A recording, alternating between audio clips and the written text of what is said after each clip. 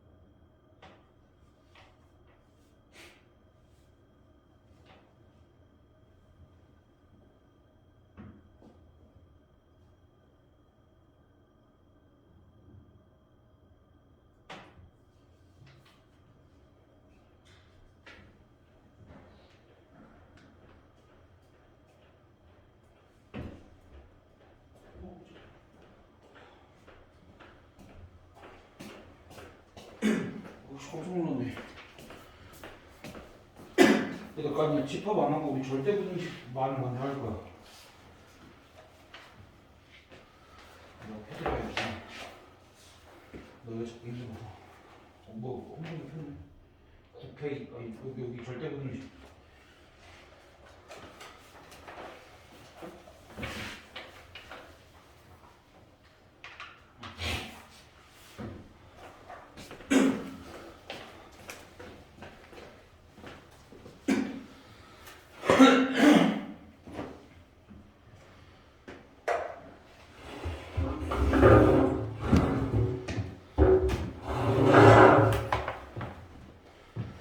절대 부등식부터 시작을 조금 해볼게.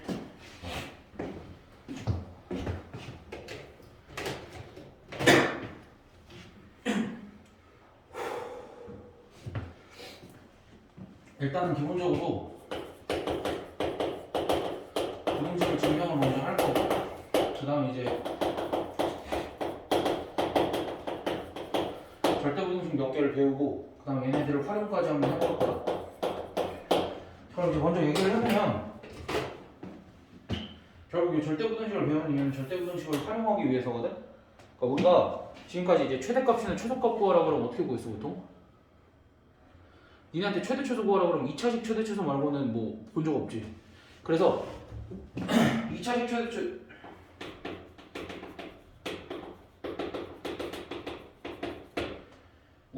우리가 최대 최소를 구하는 방법은 2차식의 최대 최소를 구하는 방법 말고는 아직 배운 게 없어. 근데 이제 최대 최소를 구할 때 활용할 수 있는 몇 가지를 더 배운다 정도만 생각을 해주면 돼. 알겠지? 그러니까 얘들아 어렵지 않아. 우리가 지금 할 부분들 어렵지 않아. 그냥 가볍게 들어. 알겠지? 그냥 쉽게 생각하고. 그럼 이제 뭐 부등식이라는 걸 이제 증명을 먼저 할 건데, 부등식을 증명을 할 때는 뭐 지켜야 될 원칙은 몇 개밖에 없어. 첫 번째, 가장 중요한 건 이제 부등식이라는 건 실수 범위 내에서 무언가를 증명을 할 거잖아. 그치? 그럼 그때 일단 가장 기본적인 건 실수의 제곱은 어때? 0 이상이지. 그 다음에 실수에다 절대값을 씌운 것도 항상 0 이상이지. 됐어? 다음 두 번째, 부등식의 증명을 할 때 실수 두 개의 대소 관계가 반드시 필요해. 무슨 소리냐면 A에서 B를 뺐을 때 얘가 양수다, 0이다, 음수다를 가지고 A랑 B의 대소 관계를 비교를 하는 거야. 만약에 A에서 B를 빼봤을 때 얘가 양수다라는 건 결론이 뭐야? A가 B보다 크다일 거고, 얘는 A가 B랑 같다, 얘는 A가 B보다 작다, 이런 결론이 나오겠지. 그래서 이제 우리가 부등식을 증명을 할 때는 항상 뺄셈을 해서 증명을 할 거야. 기본적으로 뺄셈을 해서 그게 양수인지 음수인지 0인지 판단을 해서 걔네들이 어떤 관계에 있는지. 됐어? 그리고 그 과정 속에서 얘네들을 조금 활용을 해볼 거다. 이렇게. 근데 이제 항상 뺄셈만 해서는 확인할 수 없는 경우가 있어. 추가적으로 예외적으로 A도 양수고 B도 양수인 경우에 얘네 만약에 A랑 B에 루트가 씌워져 있고 절대값이 씌워져 있을 수 있지. 그런 경우에는 제곱을 해도 얘네들의 대소가 바뀔까 안 바뀔까? 안 바뀌겠지. 그래서 A를 제곱하고 B를 제곱한 뒤에 얘네가 만약에 0보다 크다. 그럼 그냥 A가 B보다 크다라고 판단을 하기로 한 거야. A랑 B가 양수일 때 우리가 그냥 뺄셈을 해서 비교를 할 수 없을 때, 그러니까 예를 들면 루트 3에서 루트 2를 뺐을 때 이게 사실은 이제 우리가 루트 3이 더 큰 건 알지만 그냥 비교하기 힘드니까 그런 걸 이제 제곱을 해서 비교를 했듯이 얘네도 마찬가지로 그런 상황에서 이제 제곱을 해서 비교를 할 거다. 그런 거 됐어? 그러면 이제 우리가 절대부등식 몇 개를 증명을 해볼 거야. 첫 번째 절대부등식을 증명을 해볼 거야. 아니 부등식 몇 개를 증명을 해볼 거야.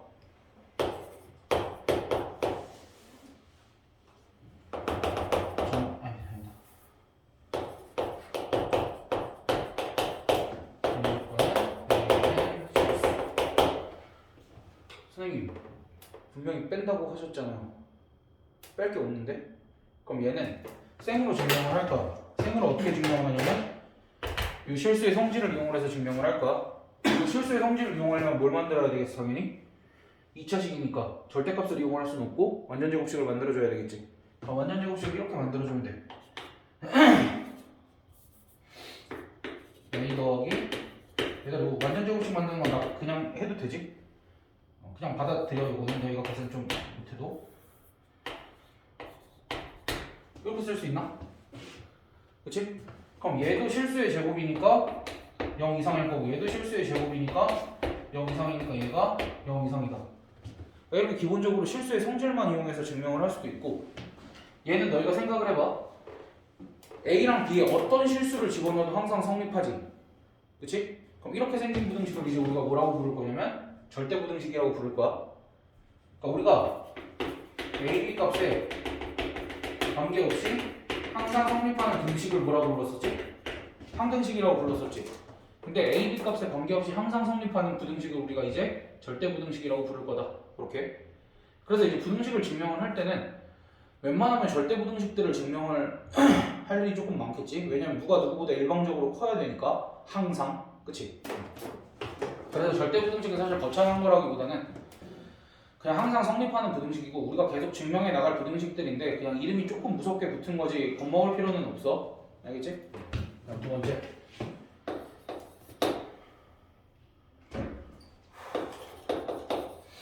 숨이 안 몰라. 내가 이렇게 생긴 부등식을 증명을 해볼 거야. 근데 얘네들이 이름이 있어 각각이. 야, 너네 A랑 B랑 더해서 반으로 나누는 걸 뭘 구한다고 그래? 중점 말고. 최근에 중점만 해서 중점이라 대답할 것 같아서. 그치, 평균. 그때 얘를 우리가 뭐라고 부르냐면 산술평균이라고 얘기를 해. 우리가 일반적으로 쓰는 평균을 산술평균이라고 얘기할 거야. 그리고 얘는 곱해서 루트를 씌웠지. 이러한 것도 평균이 이름이 있어. 우리가 맨날 구하던 평균이 얘여서 얘만 평균인 줄 아는데 우리가 이렇게 두 개를 곱해서 루트 씌우는 걸 기하평균 이렇게. 됐어? 그러니까 이게 기하평균인 이유는 그래. 약간 이런 목적이 있었대. 우리가 넓이가 a 곱하기 b인 정사각형, 아니 넓이가 a 곱하기 b인 직사각형, 다시. 가로의 길이가 8이고 세로의 길이가 2인 직사각형이 있어. 얘와 넓이가 같은 정사각형의 한 변의 길이를 구하기 위해서 만들어진 평균이 얘여서 그냥 기하평균이라는 이름이 붙은 거고 별거 아니야. 그러면 내가 아까도 얘기했듯이 지금 요 부등식을 증명을 할 거잖아. 그럼 요 부등식 또한 절대부등식이긴 할 거거든. 근데 얘네는 절대부등식이기 위한 조건이 조금 있어. A도 양수고 B도 양수여야 돼. 여기는 A, B가 그냥 실수였었지. 근데 어차피 양수도 실수긴 하니까 실수의 성질도 충분히 이용을 할 수 있고. 됐어? 그럼 얘네를 비교할 때 잘 생각해봐. 그냥 기본적으로 빼서 비교를 하면 돼. 너희가 어떤 부등식을 만나든 기본적으로 빼서 비교를 하면 되는데 그냥 빼기엔 좀 그렇지 않아? 누구 때문에? 루트 때문에? 근데 내가 A랑 B랑 둘 다 양수라는 조건이 주어졌으니까 그냥 얘도 제곱하고 얘도 제곱해서 빼도 괜찮겠지. 그럼 그렇게 빼면 2분의 A 플러스 B의 제곱에서 그냥 A 곱하기 B를 빼는 거지? 그럼 계산이 어떻게 되겠어? 4분의 a 플러스 b의 제곱에서 4ab 이렇게 될 거고, 얘는 다시 뭐 계산을 해보면 알겠지만 2분의 a 빼기 b 전체의 제곱 이렇게 되겠지. 그럼 얘 또한 실수의 제곱이니까 당연히 0 이상이 될 거고, 그러면 얘가 증명이 끝난 거지. 근데 여기서 중요한 건, 우리가 이 절대부등식에서 가장 중요한 거는, 내가 위에 것도 언급을 안 했는데 가장 중요한 거는 등호가 언제 성립하냐. 부등식에서는 등호 성립 조건이 왜 중요하냐면, 아까 처음에 목적이 뭐라 그랬어? 얘네의 목적이 최대값과 최소값을 구하는 데 활용을 하겠다 라는 거지. 그러니까 이런 거야. 어떠한 양수 A, B 값들이 무수히 많을 거 아니야, 그치? 그럼 그때 그 값들을 평균을 내봤어. 산술 평균을 내봤어. 그럼 그 값 중에 가장 작은 값은 누구랑 똑같다라는 거야? 기하 평균의 값과 똑같다라는 거야. 기하 평균의 가장 큰 값이랑 똑같을 거다라는 거야. 됐어? 다시. 산술 평균이 내가 이제 마구잡이를 한번 해볼게. 만약에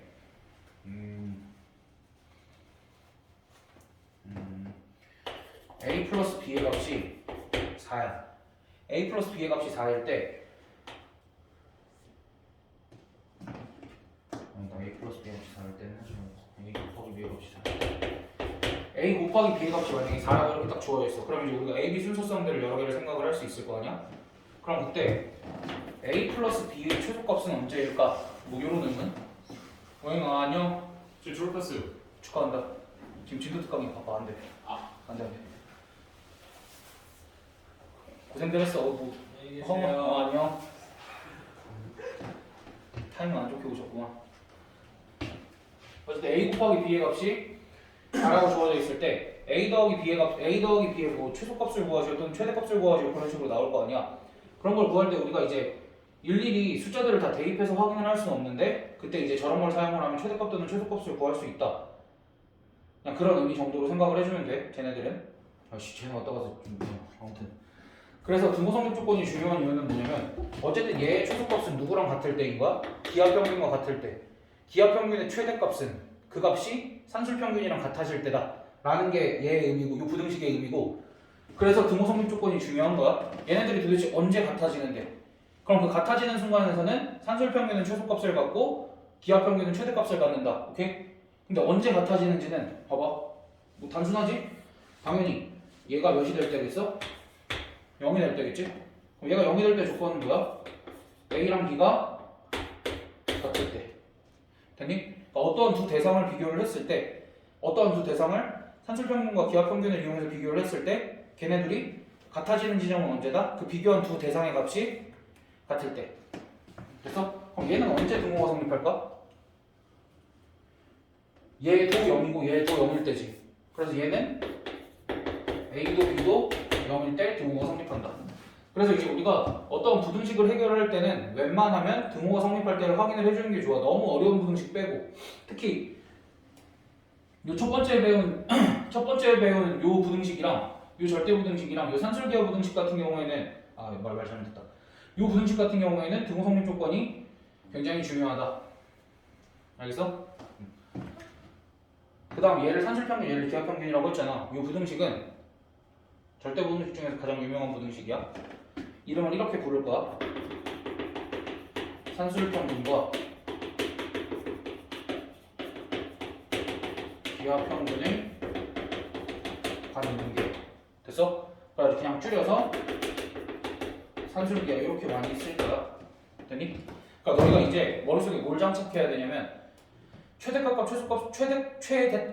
최소값을 구할 때 그 맨날 막 1차식 나오면 1차식, 2차식 이렇게 연립해서 2차식으로 만들어서 최대 최소 구했잖아. 그거 말고 그냥 방법이 하나가 더 추가가 됐다라고 생각을 해줘. 그럼 이제 일반적으로는 1차식 방금 얘기했듯이 1차식, 2차식 나왔을 때 너희가 연립해서 뭐 판별식을 쓰든 이런 식으로 활용을 했잖아. 최대 최소를 구할 때.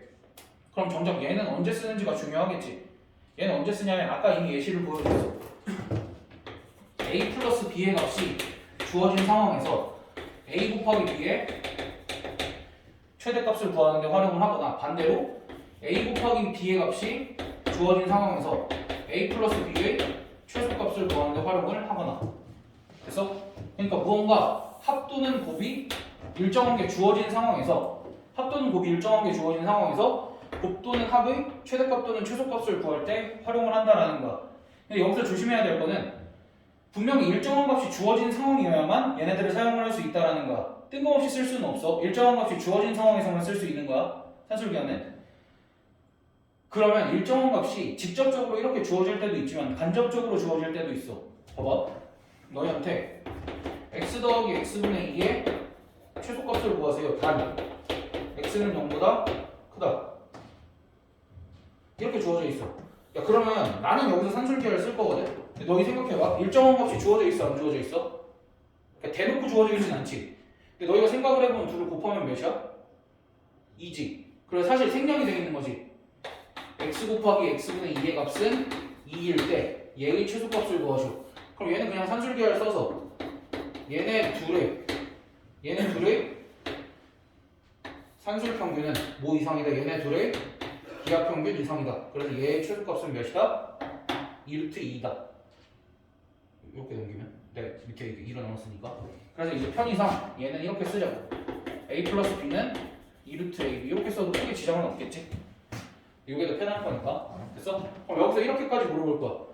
그럼 x값이 몇일 때 얘가 얘가 최소값을 봤는데? 그러니까 얘가 최소값이 2루트 2인 건 이제 알겠거든? 그럼 언제 2루트 2라는 값을 가져? 누구랑 누가 같을 때? x와 x분의 2가 같을 때, 즉 x제곱의 값이 2일 때, 즉 x값이 루트 2 또는 마이너스 루트 2인데 x는 기본적으로 0수였으니까 루트 2일 때. 됐어? 이때 최소값을 가진다. 그렇게 생각을 해주면 될 것 같아. 그러니까 이렇게 직접적으로 합 또는 곱이 일정한 값이 주어질 때가 있고 이렇게 간접적으로 주어질 때가 있으니까 이런 경우는 조금 조심하자. 알겠지? 그래서 이제 이 부분에 조금 더 어려운 버전은 이런 것들도 있어. 유치하긴 한데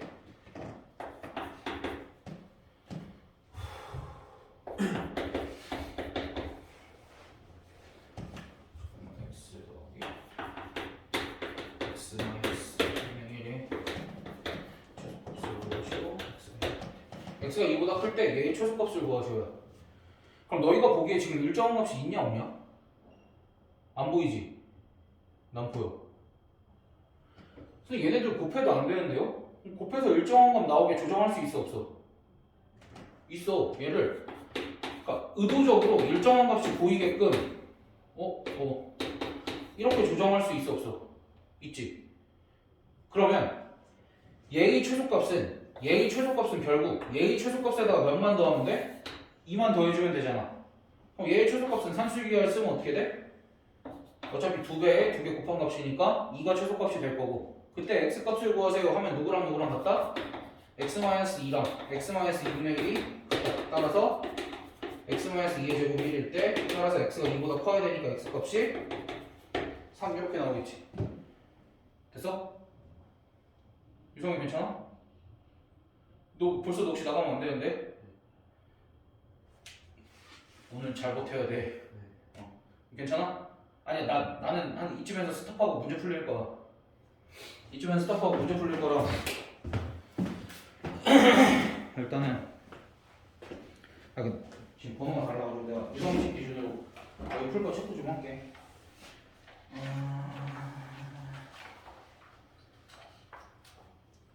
일단 54번 하나, 55번 하나,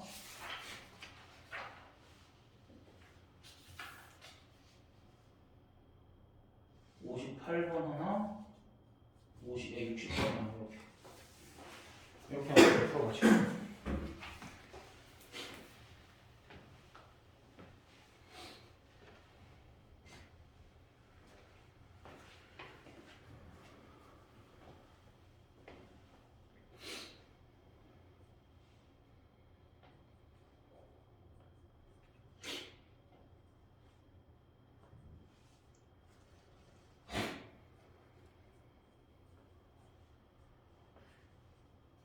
진짜 단순하게 생각을 하자는 거야.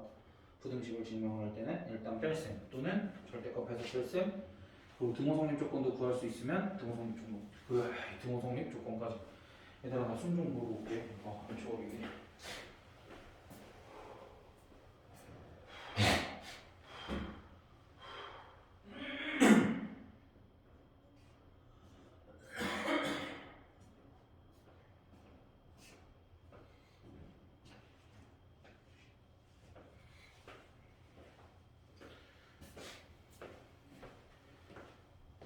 방금 온 애들 니네 선배야? 네, 알아요. 어떻게 알아? 그 먹고. 아.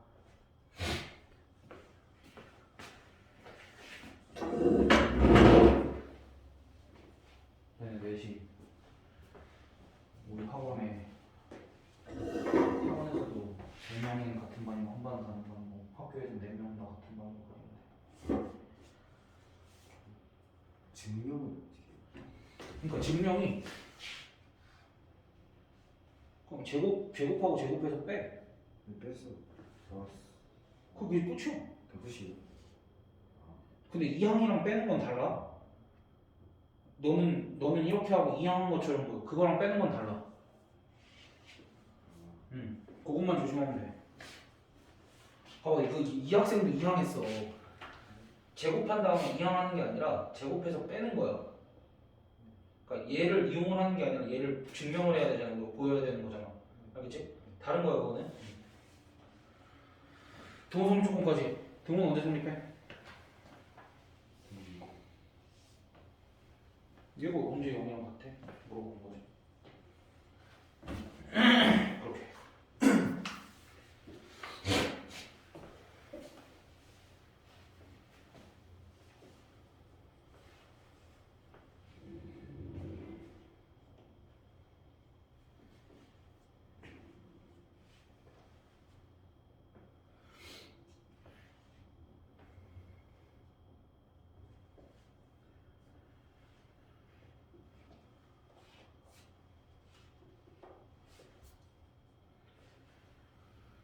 진짜 가볍게 받아들여야지 복잡하게 막 저 증명이 엄청 중요하고 저 증명 과정까지 세상이 다 알아야 되고 그렇게 받아들이면 스트레스야. 가볍게 활용을 어떻게 하는지 그리고 등호 성립 조건이 등호 성립 조건이래. 등호가 성립할 때를 이용을 해서 그 등호가 성립할 때 미지수 값도 구할 줄 알고 그 정도만 해주면 됩니다.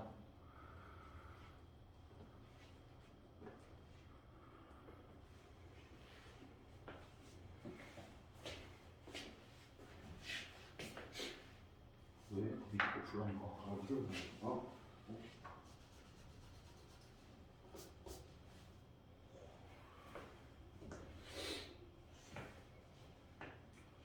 전개? 그럴 때.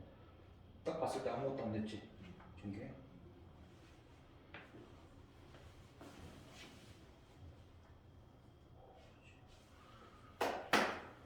그렇게 과감하게 일단 쓰고 보면 돼. 거냐? 잘하고 있어. 진짜 무지성으로 써도 괜찮은 거야 산술기하는. 왜 최대 구하라고 그러는데 나에게 주어진 도구가 몇 개 없으니까 이걸로도 해보고 저걸로도 해보고 되면은 되는 거지. 그렇지? 라고 생각을 하면 돼.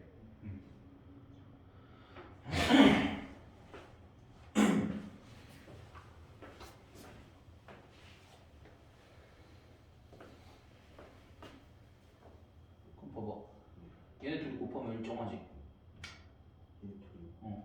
A 사라지고 B 사라지니까. 그러니까 얘네의 최소값에다가 산술계를 써서 얘네의 최소값을 구하고 거기다 5만 더하면 끝이지. 오케이? 그러니까 그렇게 활용을 한다 정도야.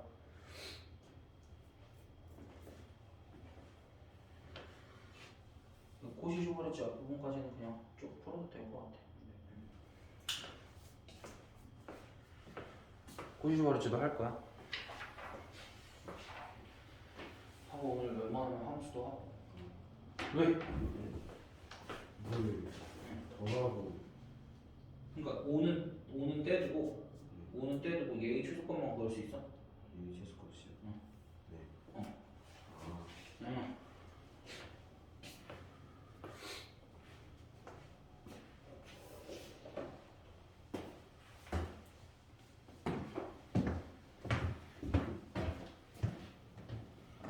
메모들은 잘 해놔야 돼. 그러니까 너희 개념 뭐 그걸 안 뽑아준 이유는 너희 어차피 이거 개념은 정석에 있어서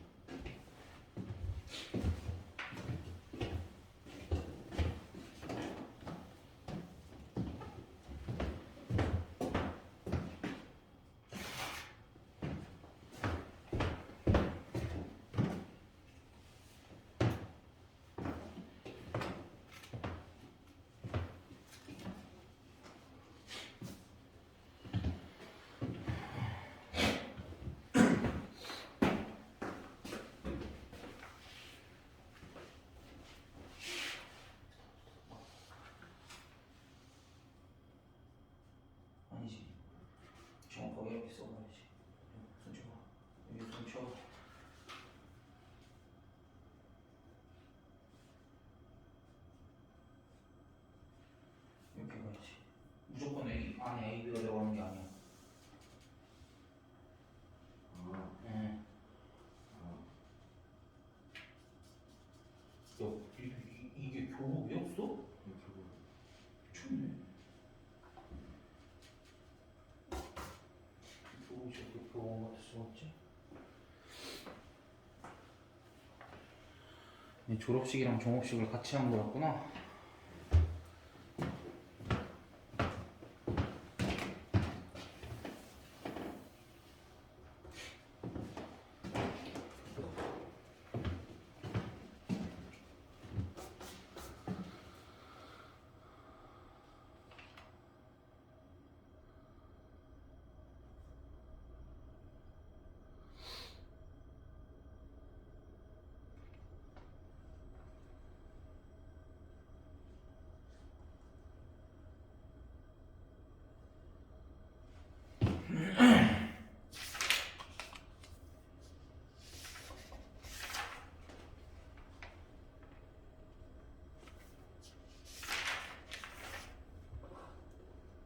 뭐 나왔어? 저 이거 루트 나와요. 나와요. 8루트. 응. 아니 그 자신감 있게 하라니까 거기 괜찮아. 자 얘들아 보자. 부등식 하나 더 증명을 해볼까? 이번에 이제 이렇게 생긴 부등식이 있어.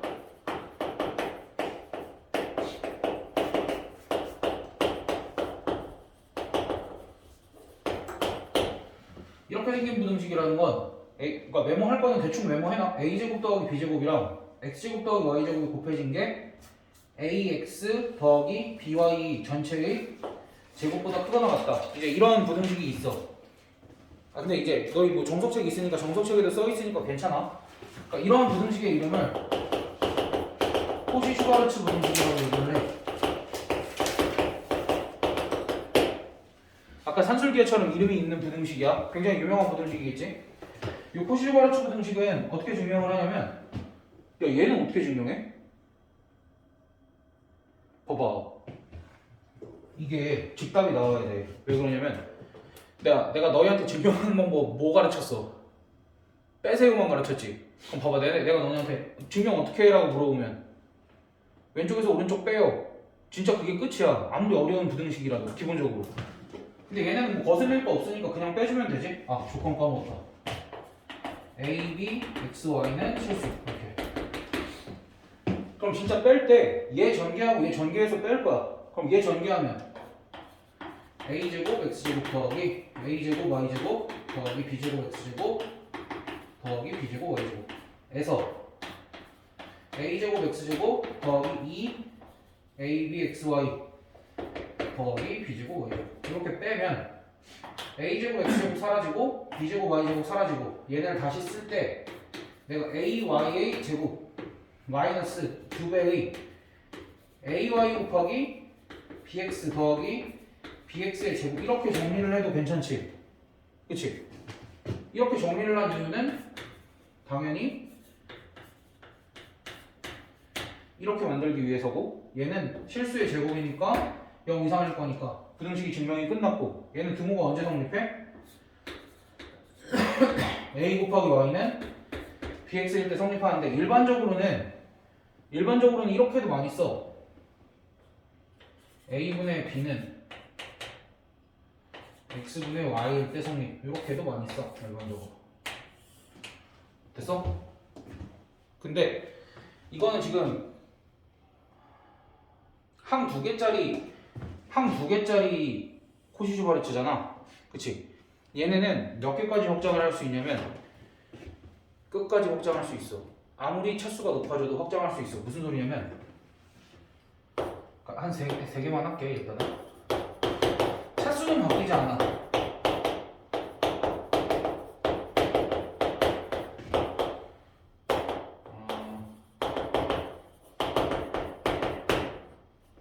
차수는 바뀌지 않고 이러한 부등식도 성립해. 그럼 여기에 D랑 뭐 미지수 하나 더, 뭐 W 하나가 더 추가된 그 식도 성립한다는 얘기야. 근데 내가 등호 성립 조건을 그러니까 얘가 바로 나오잖아 사실. 근데 얘를 안 쓰고 이렇게 쓴 이유는 여기서부터는 등호 성립 조건을 이렇게 쓸 수밖에 없어서 A분의 B는 잘못 썼다.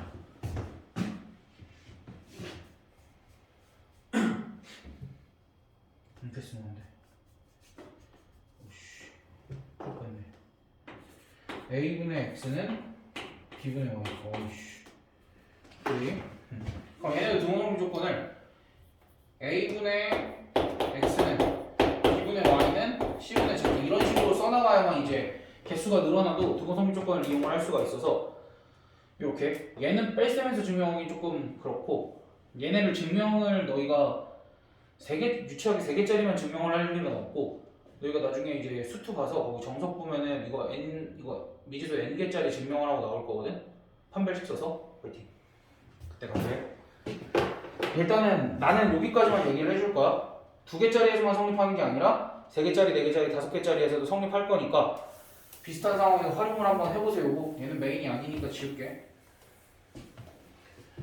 그럼 얘는 또 언제 활용을 해? 라는 거지. 일단은 우리 눈에는 보통 x랑 y는 변하는 애로 보이고 그러니까 얘네는 그냥 변수처럼 보이고 a랑 b는 상수 취급을 많이 하지. 그렇게 바라봐주면 돼. 일반적으로. 그래서 이제 이런 내용들이 있는 거야. 이런 내용들인데 이럴 때 코시발츠 부등식을 써주면 돼. x제곱 더하기 y제곱이 4일 때 2x 더하기 y의 최대 최소를 구하세요 라고 말이 나와. 그럼 사실 이제 이 상황에서는 우리가 얘 2차고 얘 1차니까 얘의 최대 최소를 구하기 위해서 는 k라고 두고 y 대신에 마이너스 2x 플러스 k를 여기다 대입해서 판별식을 쓰거든. 그러니까 실수 xy라고 주어질 거니까 실수 xy라고 주어졌다 치고 그렇게 쓰는 방법이 있고 그러니까 얘를 풀 때 그러니까 이거의 최대 최소를 구할 때 이제 우리가 원래 쓰던 2차식의 최대 최소를 구하는 방법을 써도 돼. 걔를 써도 되고 아니면 방금 배운 코시주바르츠를 이렇게 써주면 돼. x제곱 더하기 y제곱 염전하게 써주고 얘가 ax 더하기 by에 해당이 되는 거야. 2 곱하기 x 더하기 1 곱하기 y 전체의 제곱은 뭐 이하이다?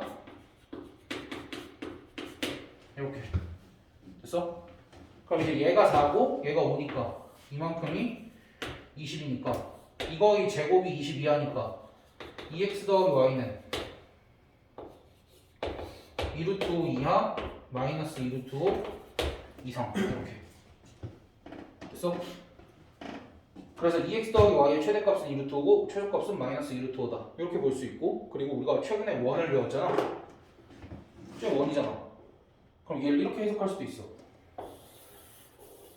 2x 더하기 y를 k라고 뒀을 때 얘는 뭐야? 직선이지. 기울기가 마이너스 2인 직선이고 기울기가 마이너스 2인 직선이 원이랑 이렇게 만난다 치면 k 값의 최대 최소는 결국 뭐야? 언제? 뭐 접할 때다 라는 걸 이용을 해보면 우리가 원과 직선이 언제 접하는지는 우리가 그 원의 중심과 직선 사이의 거리 이용하면 구할 수 있잖아. 그거 이용해도 얘 접할 때 그럼 봐봐 다시 우리가 코시버츠 부등식을 써서 얘의 최대값이 2루트 최소값이 마이너스 2루트가 나왔거든. 그럼 이 직선이 원에 접할 때의 k값을 구하라 그러면 뭐랑 보겠어? 2루트 5랑 마이너스 2루트 5다. 그렇게 알 수도 있겠지. 그러니까 너희가 점직 쓰기 귀찮으면 코시 써서 그렇게 구해줘도 된다는 얘기야. 그래서 이제 우리는 이미 구할 줄 알던 이러한 최대 최소 문제도 코시바르츠 부등식을 이용해서 도 풀 수 있다야. 코시바르츠 부등식을 새로 배웠다가 아니라 얘는 이용해서 도 풀 수 있다 정도야. 알겠지? 이거 풀 거 하나밖에 없을걸? 62번.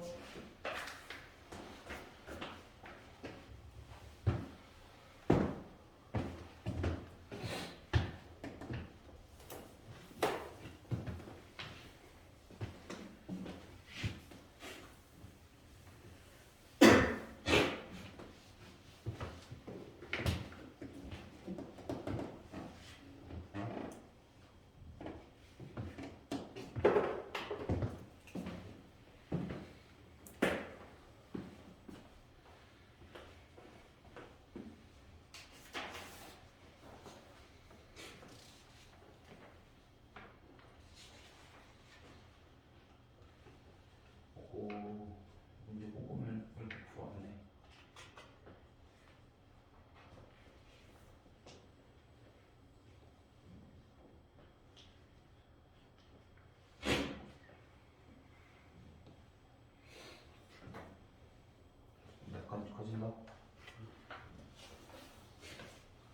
그냥 별로 안 어렵지? 괜찮지? 왜또 그러네?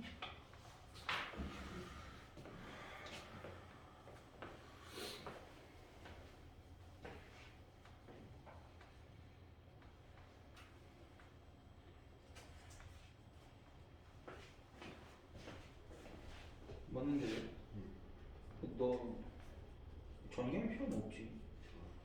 전개할 필요 없이 그냥 이 상태로 이용해주면 그냥 끝이지. 너무 쉬워서 그럴 수도 있어.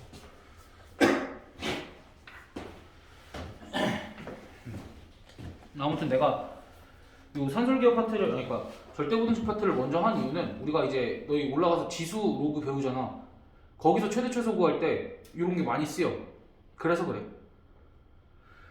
그래서 이거를 절대로 안 할 수가 없어서. 그리고 지수 함수 로그 함수 들어가면 당연히 함수의 기본은 알아야 되겠지. 그래서 함수 먼저 급하게 할 거야. 경우의 수는요? 나중에. 그리고 경우의 수 니네 잘해. 내신한 지 얼마 안 됐잖아. 그거야 그냥. 야 내가 너희한테 지금 여기 앞에 경우의 수 문제 딱 풀라고 주잖아? 그 니네 한 80%는 풀걸? 그러니까 그런 거야. 지금 고등학교에서 배우는 경우의 수는 너희가 중학교 때 배웠던 확률이랑 다르지 않아. 어쨌든 경우의 수를 구하고 확률을 구한 거잖아. 그럼 경우의 수를 선생님 그럼 경우의 수를 왜 또 배워요? 그 뭐라 그래야 되지? 수식을 단순화시키는 방법을 배운다 정도? 그러니까 너희가 맨날 5 곱하기 4 곱하기 3 곱하기 2 막 이런 식을 썼었잖아. 그걸 문자 하나로 축약시키는 법을 배운다 정도. 됐어? 그래서 그 정도만 알려주고 여러 가지 문제 경험해보고 나는 경우의 수는 최대한 빨리 끝낼 거야. 그러니까 파이팅 합시다. 그래서 함수 할 겁니다.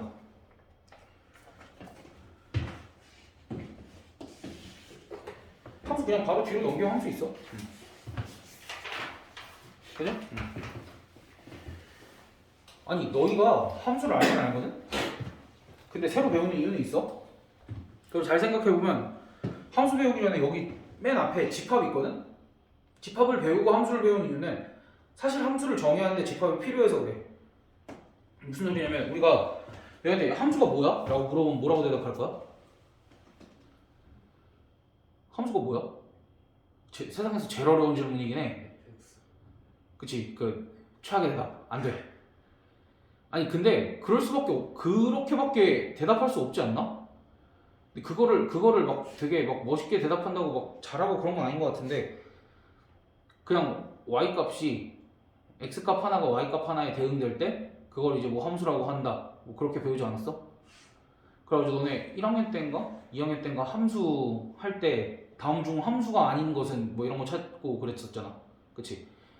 x 값이 하나가 결정이 됐을 때 y 값이 하나로 결정이 되지 않으면 이제 그거 같은 경우에는 함수가 아니다 뭐 이런 식으로 했었고 그래서 이제 그거랑 정의 자체는 다르지 않아. 그래서 함수라는 걸 x 값 하나에 y 값이 하나가 대응이 될 때 그러니까 대응이란 말은 어렵지 않지? 짝이 지어진다는 소리니까 대응이 될 때 그걸 함수라고 하는데 이제 그걸 조금 더 디테일하게 함수를 정의를 하겠다. 무슨 소리냐면 x 값을 정해두고 함수를 정의를 할 거야. 무슨 얘기인지 알아? 그럼 x 값이 정해져 있으면 사실 y 값도 어때? 정해지겠지. 그러니까 x 값이 나는 요 x 값만 쓸 거야 라고 정해두면 y 값은 사실 한 여기서부터 여기까지밖에 안 되겠는데? 라고 예상을 할 수 있잖아. 그리고 실제로 대응시켜보면 뭐 y 값은 진짜 이렇게부터 여기까지밖에 안 나오잖아. 또는 얘네들밖에 안 나오잖아. 이렇게 얘기를 할 수 있잖아. 그래서 함수를 디테일하게 우리가 범위를 제한해서 함수를 정의를 한번 해볼 거야. 됐어? 그래서 우리가 함수를 정의를 할 때 뭐라고 그래야 되지? 가능한 x 값의 범위가 있을 거 아니야. 또는 x의 값 정도로 얘기를 할게. 그 다음에 뭐가 있냐면 x의 값들을 이만큼 정해놨으니까 예측이 되는 y 값의 후보들이 있을 거고 정해진 y 값들도 있겠지. 우리가 실제로 x 값을 정해놨을 때 y 값의 후보랑 y 값을 따로 정해놓는 이유는 일단은 예상을 해봐야 되잖아. 그러니까 y 값이 한 요 정도부터 요 정도까지 나올 것 같아. 해서 y 값의 후보를 정해놓고 실제로 대응을 시켜봤더니 y 값이 정해진다 이런 거야. 됐어? 그래서 x 값들이 들어가 있는 집합을 우리가 정의역이라고 할 거야 이제. 됐어? y 값의 후보들이 들어있는 집합을 공역이라고 얘기를 할 거야. 그리고 결정이 된 y값들의 집합을 치역이라고 얘기를 할 겁니다. 됐니? 근데 뒤에 가장 중요한 말들이 붙었어. 뭐의 집합, 뭐의 집합, 이런 집합이란 말이 붙었지. 그래서 여기라는 단어가 들어가 있으면 집합을 뜻한다 정도로 생각을 해주면 될 것 같아. 됐니? 그래서 이제 함수를 정의를 할 때 우리가 정역, 공역, 치역이 반드시 필요하겠구나. 그러면 우리가 앞으로 배울 함수들은 뭐를 신경 써서 우리가 공부를 할 거냐면 정역, 공역, 치역을 신경 써서 공부를 하겠구나 라고 생각을 해주면 돼. 그래서 우리가 예전에 배운 함수들처럼 함수가 우리가 y는 2x 플러스 1 이렇게 하면 1차 함수잖아. 그러니까 단순히 생긴 것만 중요하지 않아. 이제 함수가 어떻게 생겼는지도 중요하고 공역도 중요하고 치역도 중요한 거야. 알겠지? 그러니까 우리가 함수를 새로 배우는 이유는 그거야. 그래서 너희는 함수를 보자마자 얘 정역이 어떻게 되지? 부터 신경을 쓰면 돼. 그거 신경 쓰면 사실 공역은 웬만하면 주어져 있을 거고 치역은 너희가 대입해서 확인을 해보면 되지. 그치? 알겠어? 그러니까 머릿속에 이제 함수는 생김새만 중요한 게 아니라 정역, 공역, 치역도 생각을 해줘야 되는구나 까지 생각을 하면 너희가 앞으로 배울 모든 함수가 쉬워질 거야. 됐어? 그럼 그래서 함수를 이제 이렇게 보겠다라는 거야. 벤 다이어그램을 그려볼 거야. x를 내가 정역이라고 하고 이 벤 다이어그램의 원소가 1, 2, 3이 있어. 그 다음 y라는 공역이 있어. 여기에는 원소가 잠깐만. 여기에는 원소가 1, 2, 3, 4 이렇게 있어. 됐어? 내가 얘네를 임의로 대응을 시켜볼 거야. 이렇게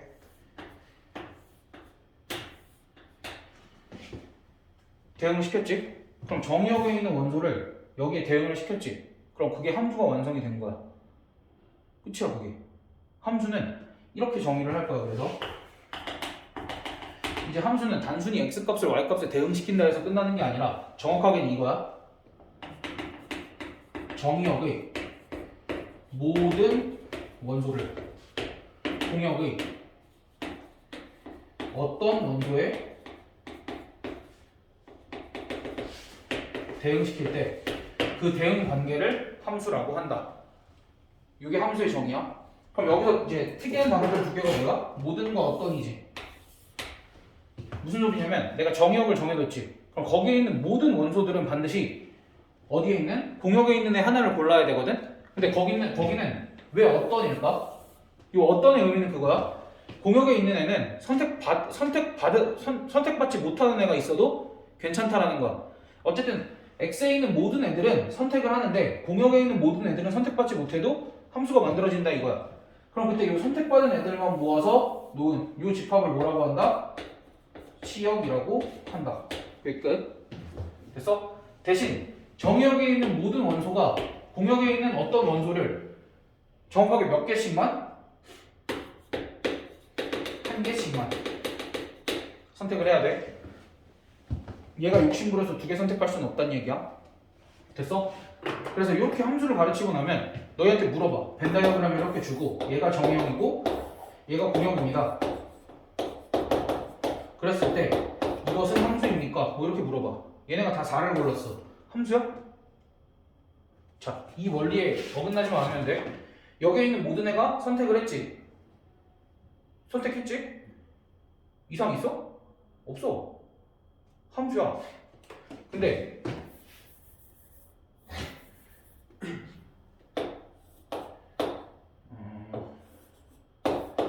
요거는 왜 함수가 아니야? 두 가지 이유가 있어. 3이 선택을 했어? 안 했어? 3이 선택을 안 했기 때문에 첫 번째 함수가 아니야. 또 1이 몇 개를 선택을 했어? 두 개를 선택을 했어. 그래서 함수가 아니야. 그러니까 이런 거를 그냥 정의에 입각해서 너희가 구별을 좀 해달라. 그 정도. 그러고 나서 내가 이렇게 생긴 함수를 봐봐. 얘는 1에 2가 대응이 됐고 2가 3에 대응이 됐고 3이 4에 대응이 됐어. 근데 여기에 원소들이 조금 더 늘어났어. 조금 더 있다고 쳤을 때 x는 누구한테 대응이 될 것 같아? 원소들이 정역의 원소도 공역의 원소도 조금 더 있다라고 쳤을 때. 그렇지. x 플러스 1에 이렇게 대응이 될 것 같지. 그래서 x가 x 플러스 1에 대응이 된다를 이렇게 화살표가 너무 길긴 한데 좀 짧게 써서 x가 x 플러스 1에 대응이 된다라고 하고 내가 그때 그 대응되는 함수를 f라고 하면 이 f를 이렇게 쓸 거야. 봐봐. f의 정의역이 x고 공역이 y지. 그거를 라지 x에서 라지 y로의 함수 f에 대하여 x가 x 플러스 1에 대응이 된다. 오케이? 기호가 이렇게 쓰여져 있으면 f에 대한 설명이 이렇게 쓰여져 있으면 이건 어떤 의미다? 정의역이 라지 x고 공역이 라지 y다. 이렇게 쓰여져 있으면 정의역에 있는 원소 x가 공역에 있는 원소 x 플러스 1에 대응이 된다. 하고 얘를 그냥 어떻게 쓰기도 해? fx는 x 플러스 1입니다. 이렇게 쓰기도 하겠지? 또는 y는 x 플러스 1입니다. 이렇게 쓰기도 하겠지? 그리고 특히 지금 1이 어디에 대응이 돼? 2에 대응이 되지. 그걸 이렇게 쓰겠지? 1은 f에 의해서 2에 대응이 됩니다. 뭐 이렇게 쓸 수 있겠지. 됐어? 그래 너희가 이 기본적인 기호들의 의미와 우리가 집합을 이용해서 함수를 정의한다. 뭐 그런 거를 조금 이해를 해줬으면 좋겠다라는 거. 됐어? 그래서 이제 함수를 우리가 시각적으로 표현하기 위해서 이렇게 벤 다이어그램을 이용해서 표현을 할 수도 있지만 그냥 단순히 함수를 이렇게 정의를 할 수도 있다를 여기서 보여주고 있어. 봐봐. 집합 x가 0과 1일 때 집합 x가 0과 1일 때 이게 무슨 뜻이야? 내가 어떤 함수에 집합 x가 0이랑 1이래 원소가 그때 내가 어떤 함수 f에 대해서 이렇게 썼어. 그거의 의미는 얘는 정의역도 0일이고 공역도 0일입니다. 그래서 0일 중에서 선택을 하고 0이랑 1 중에서 선택을 받아야 합니다. 근데 내가 이 함수를 이렇게 정의를 했어. 나는 x가 x 더하기 1에 대응이 되는 함수 f를 정의를 하고 싶어. 근데 이 상황에선 정의가 될 수 있냐 없냐? 이 상황에선 정의가 될 수 있을까 없을까? 없다. 왜? 분명히 0은 1에 대응을 시킬 수 있거든? 근데 1은 누구한테 대응이 되어야 돼? 2에 대응이 되어야 되는데 집합 x에는 2가 있어 없어? 없지. 그럴 때는 대응이 될 수 없다. 대응이 될 수 없기 때문에 이런 함수는 정의가 될 수 없다. 됐어? 그래서 이렇게 줬을 때 이 함수가 정의될 수 있습니까? 라고 물어보면 우리 그냥 단순히 뭐 하면 돼? 정의역의 모든 원소를 이 대응 관계에 입각해서 대응시켜 봤을 때 공역에 그 대응시킨 애들이 있냐 없냐 그것만 판단을 해주면 되겠지. 조금 유치해 보이지. 왜 유치해 보이냐면 나 때는 14살 때 배웠어. 그러니까 우리 어렵지 않아야 돼. 알겠지? 우리 그러니까 편안하게 받아들이라는 얘기야. 되게 편안하게. 조금 복잡해 보이지만. 그래서 이제 이런 식으로 함수를 판단을 하면 되고. 그래서 함수를 이런 식으로 정의를 하다 보니까 무슨 일이 발생을 하냐면 우리가 일반적으로 우리가 예전에는 y는 x제곱은 몇 차 함수야? 아니 근데 생각하지 말고 대답해. 이거 어려운 거 얘기하는 거 아니야. 당연한 대답하면 돼. y는 x제곱 몇 차 함수야? y는 x 몇 차 함수야? 야, 얘네 둘이 같아? 이제 그러면 안 돼. 왜? 우리 이제 고등학교 거 배우잖아. 함수에서 너무 많은 게 빠졌어. 생김새밖에 안 줬잖아.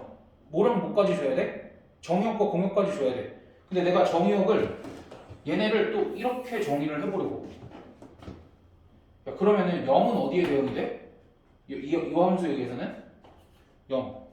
1은 1. 얘는 그러니까 모든 원소들이 대응 관계가 일치하는데 그럼 그때 이런 함수들을 서로 같은 함수라고 부른다. 믿기지 않겠지만 이제는 생김새만으로 판단을 하면 안 된다는 거야. 뭐까지? 정의역과 공역을 확인하고 정의역과 치역이 만약에 일치해. 그러면 어때? 그러니까 정의역과 치역이 일치한다는 게 집합 자체가 일치하는 게 아니라 걔네 대응까지 일치하는 걸 얘기를 하는 거야. 함수 생김새가 정해져 있으니까 그것까지 일치하면 두 함수가 어떻다라고 판단을 할 수 있는 거야? 같다. 얘네를 수식으로 써볼게. f라는 함수를 내가 이렇게 정의를 한 거야. x에서 x로의 함수이고 스몰 x를 x제곱에 대응하는 함수로 정의를 했고 g라는 함수를 x에서 x로의 함수로 정의를 하고 x를 x를 x에 대응하는 함수로 정의를 했을 때 지금 집합 x가 이렇게 정의가 되어 있다면 얘네 둘은 어떤 함수다? 같은 함수다 라고 정의를 할 거다 라는 얘기고 우리가 얘네를 봐봐 이게 x값이고 이게 y값이지 얘네들을 뭐로 만들 수 있냐면 순서쌍으로 쓸 수 있지. 얘를 0,0 얘를 1, 이렇게 순서쌍으로 쓸 수 있지. 그럼 얘네를 어디에 나타낼 수 있어? 순서쌍으로 나타냈으면 당연히 좌표평면에 나타낼 수 있지. 그럼 얘네들을 좌표평면에 이렇게 찍어보면 얘랑 얘랑 어때? 똑같지? 그렇기 때문에 두 함수가 같다라고 얘기를 할 수도 있는 거고. 그럼 그때 우리가 이 순서쌍들을 가지고 내가 집합을 만들 수도 있겠지. 됐어? 그때 이 집합을 우리가 그래프라고 정의를 할 겁니다. 그래프는 그림이 아니야. 그래프는 집합이야 이제. 이제가 아니라 원래부터 그래프는 집합이었어. 우리가 그동안 아니 제대로 배웠거든. 너네 분명 1학년 때? 너네 함수 처음에 그래프 그릴 때 점 찍었지? x과 y가 이렇게 막 표 만들어가지고 점 찍었지 우리 일일이. 맨 처음 배웠을 때. 사실 그 구한 xy 표 자체가 그래프였던 거야. 그거를 좌표평면에 이거는 그래프를 좌표평면에 표현한 거고 또는 그래프를 그린 거고. 그치? 이제 왜 표현이 그래프를 그린다라고 하는지 정확하게 표현이 굉장히 정확하게 된 거지. 그래프는 얘였는데 얘를 그린 거잖아. 그래서 그래프를 그린다라고 표현을 한 거야. 됐어? 그래프는 정확하게 순서상. 근데 내가 방금 단어를 뺐어. 우리가 지금 배우는 단어는 함수인데 함수의 그래프라고 안 하고 그냥 그래프라고 얘기를 했어. 왜 그러냐면 함수의 그래프 말고도 다른 것들도 이렇게 다른 도형들 있잖아. 우리가 배웠던 직선이나 원 같은 거. 그런 도형들도 분명히 순서상이 찍힐 거고 그러니까 거기 위에 있는 점들이 순서상으로 찍힐 거고 걔네들을 좌표평면에 표현할 수 있잖아. 그래서 그래프를 그릴 수 있잖아. 그리고 그런 것들도 그래프라고 할 수 있기 때문에 일반적인 그래프의 정의인 거고 당연히 함수의 그래프도 이렇게 정의가 될 건데 그럼 너희가 지금 아차 싶을 거야? 아차 싶은 게 아니라 생각이 들 거야? 내가 방금 말한 내용 중에 이런 내용이 내포가 되어 있어? 원은 함수일까 아닐까? 원은 함수일까 아닐까? 원은 함수가 아니다를 내포하고 있었어. 선생님 원이 왜 함수가 아닌가요? 너희 원을 함수라고 배운 적 있니? 유성이 내가 직선할 때 아씨 너 나랑 직선 안 했구나.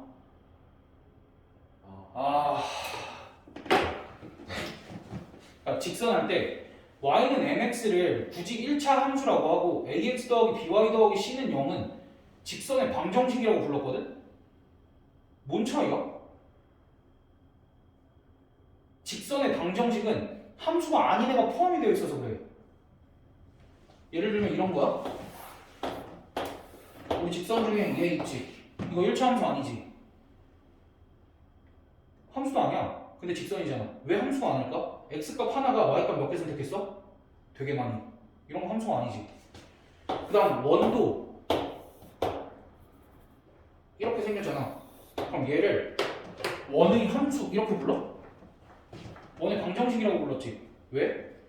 이렇게 그어보면 x값 하나에 y값이 몇 개가 달려있어? 2개가 달려있잖아. 그래서 함수가 아닌 거야. 됐니? 근데 이제 이런 건 또 있다.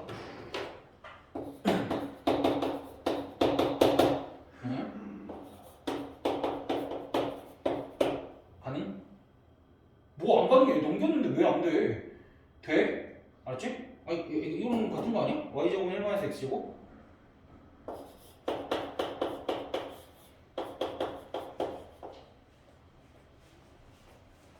가능하지? 근데 이렇게 보면 또 함수 아니야?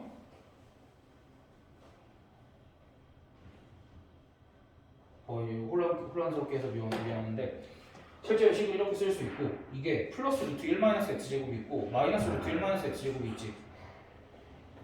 위에 방언이 플러스 루트 1 x제곱이고 아래 방언이 마이너스 루트 1 x제곱이야. 그래서 원 전체를 보면은 함수가 아니지만 원 일부만 보면 함수라고 얘기할 수도 있지. 이러한 함수를 우리가 나중에 음함수라고 배워. 선생님 그럼 저희가 배우는 모든 함수들은 양함수잖아요. 양지에 있는 함수여서 우리가 일반적으로 함수라고 당당하게 부를 수 있는 함수여서 양함수. 얘네는 함수라고 부르기 조금 그런데 함수라고 부르고 싶어서 음함수. 그걸 갑자기 왜 나중에 음함수의 모시기라고 나와.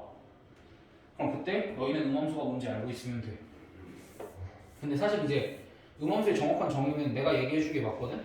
나중에 가면 그냥 이렇게 배워. 함수가 아닌데 y를 fx로 표현할 수 있는 함수. 방금도 y는 fx꼴로 표현을 했잖아.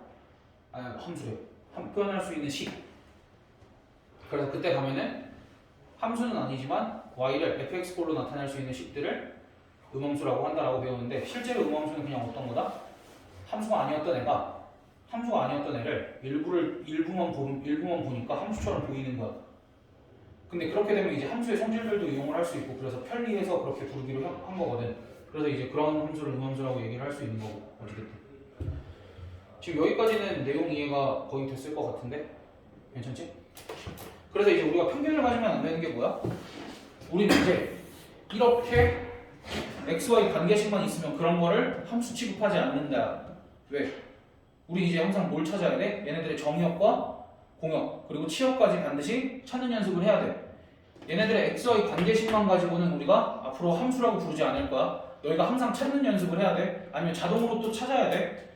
이 함수 정의역이 뭐지? 뭐 이런 식으로 찾아야 돼. 좀 이상하겠지만 그렇게 찾고 났을 때 얘네들이 비록 생김새는 다를지라도 얘네들의 뭐가 일치하면 그래프가 일치하면 걔네들은 같은 함수로 취급을 하자. 그래서 그리고 우리가 이렇게 그래프로 표현된 함수를 가지고 얘네가 함수인지 아닌지도 판단을 할 수 있어야 되겠지? 됐니? 그럼 반대로 조금 어려운 거는 이런 것도 요구를 해 너희한테. 만약에 원래는 x제곱이랑 x랑 같은 함수가 아니었잖아. 그럼 x제곱이랑 x가 같은 함수이려면 내가 정의역을 어떻게 정해야 될까? x제곱이랑 x는 너무 쉬우니까 아니다 얘네부터 해서 x제곱이랑 x를 같은 함수로 만들기 위해서 내가 정의역을 의도적으로 0일로 제한을 걸었지. 그럼 0일 말고 다른 게 추가가 되면 같은 함수일 수 있을까? 아니지. 왜 하필 0일이야? 0과 1이 얘네 둘의 뭘까?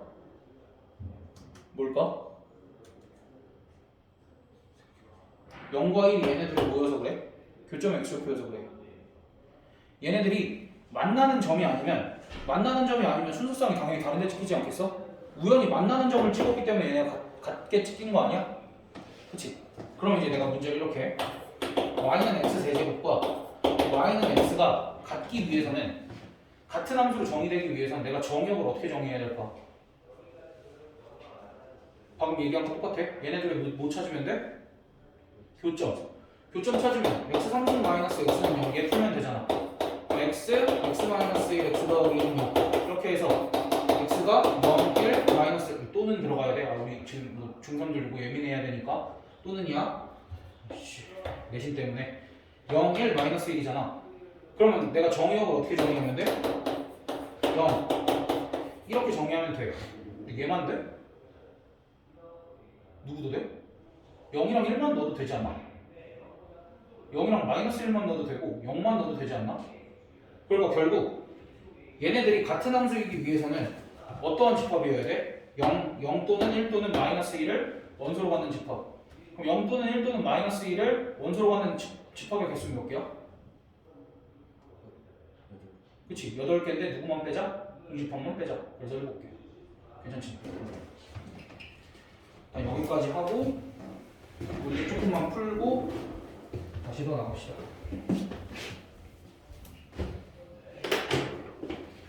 자, 그럼 또 체크를 해볼까?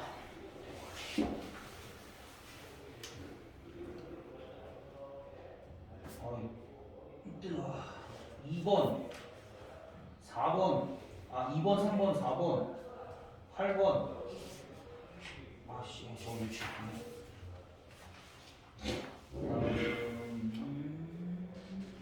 9번, 10번, 11번, 12번. 그럼 뒤로 조금만 넘겨볼까? 뒤로 조금 넘겨서 23, 24, 25까지 그렇게 한번 풀어보자.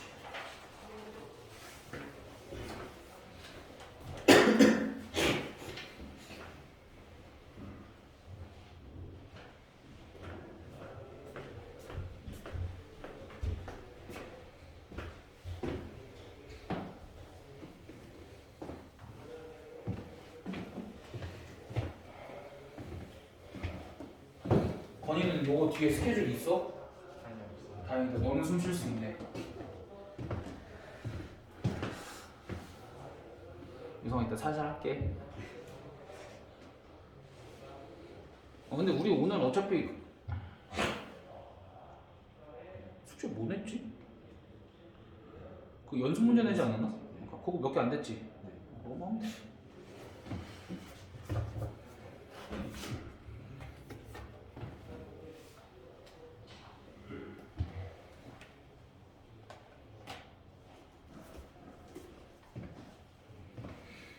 그 정역, 그 공역, 취업 다그 집합으로 써야 돼요. 그렇지. 되게 귀찮겠지. 그래도 어쩔 수 없어. 처음부터 좋은 습관 들여야지. 근데 미안한데 나는 안 쓸 거야. 귀찮아서. 너넨 꼭 써. 아니, 나는 중요한 순간에 당연히 쓰는데 너는 아직 습관이 안 들어 있으니까 써야지. 오씨.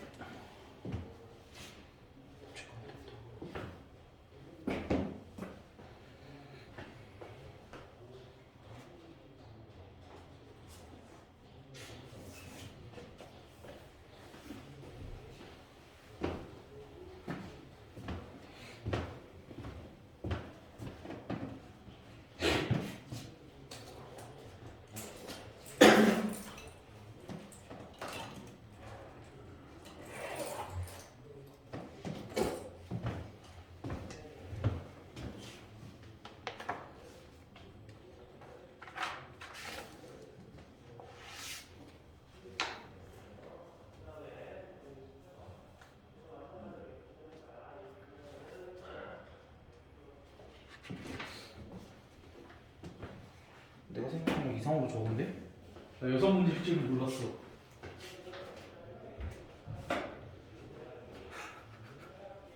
아 진짜 너무하다 이거 좀.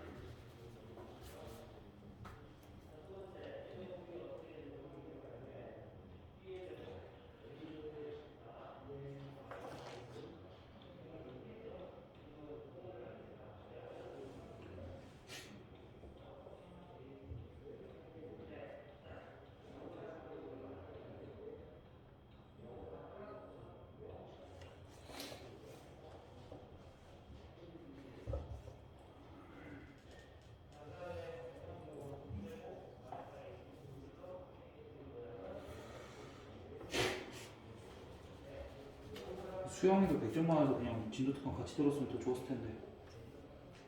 수영이는 아마 다음 달에 올라가고. 걔네 반은 얘네 반은 어차피 지금 건이는 올라가니까 하는 얘긴데 그 너희 위에 3명 있잖아. 걔는 그냥 같이 올라가는 게 맞는데 내가 볼 때. 빨리.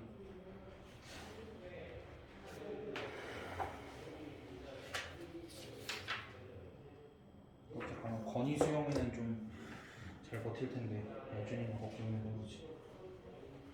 너네는 올라갈 수 있는 데까지 최대한 빨리 올라가서 좀 허덕이면서 공부해야 돼. 그게 나아. 힘들게 공부해야 조금 이렇게 더 남는 게, 아니, 뭐 지금도 남는 게 있지만 조금 더 힘들게 공부해야지. 빡세게. 남으면 안 돼. 시력 고갈될 때까지 해야지.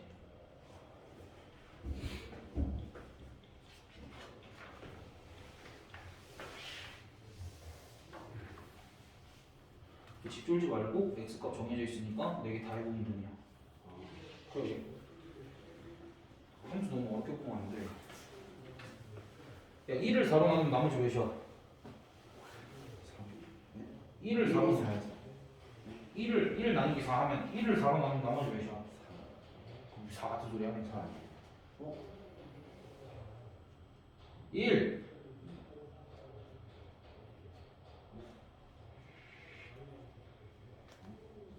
몫이 0이고 나머지가 1이야. 검산식을 써봐. 1을 4로 1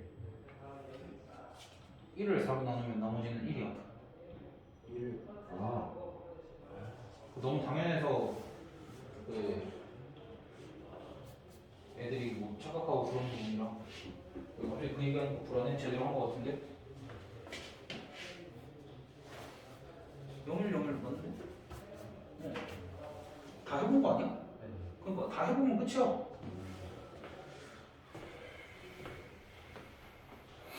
아까 왔던 애들 처음 집합할 때가 생각이 나는 거. 네, 함수할 때. 아, 애들 조금 더 간결해서 보냈어야 되는데.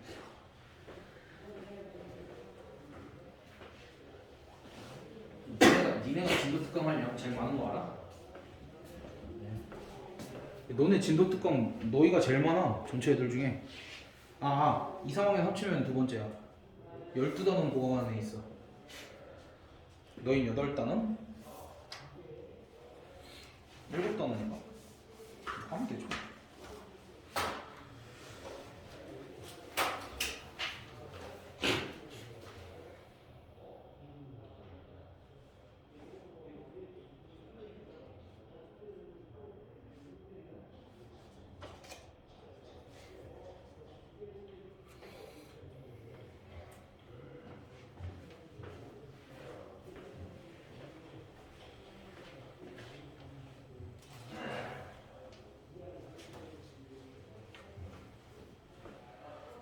지금 되게 유치하게 느껴져야 돼. 뭘 이런 걸 시키시나 정도로. 의심하지 말고 그렇게 하는데.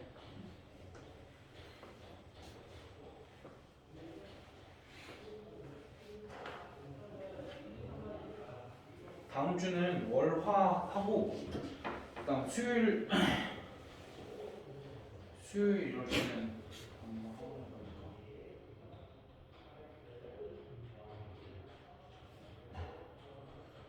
수요일은 어차피 유성이는 학교가 없어 괜찮고. 건이 수요일에는 일정이 어떻게 돼? 학교가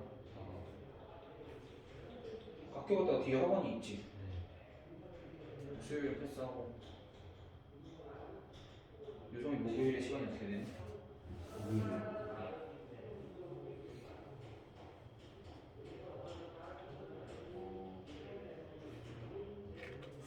너 사실 고민할 것도 없잖아.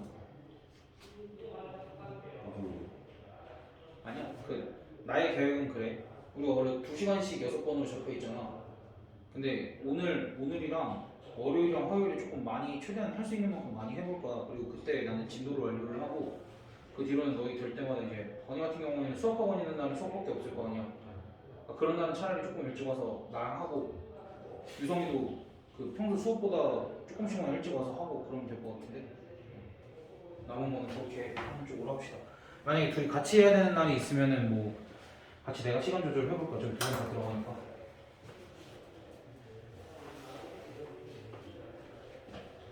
너네는 다음 주 아니고 다다음 주에 올라가?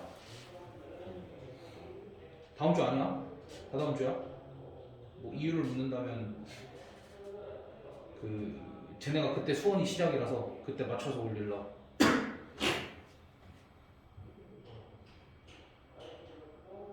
유승이 스카이2에 아는 애 없어서 그렇구나.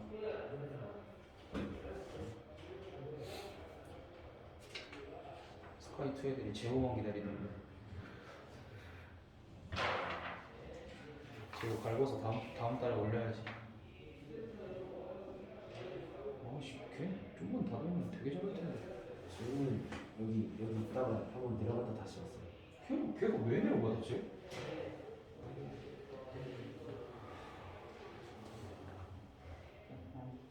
천천히 빨리.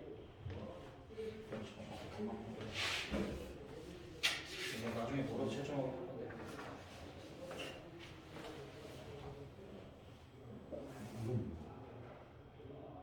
x값 하나에 모든 x가 y값을 선택을 했어? 모든 x가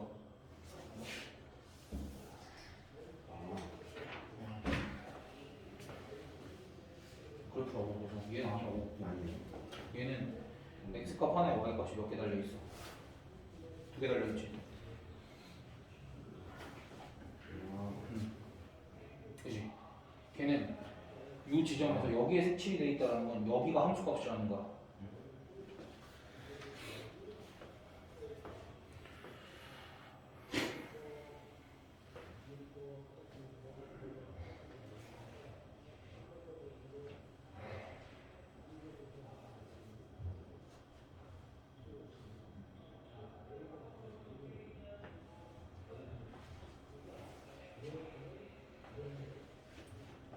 뒤에 더 있어?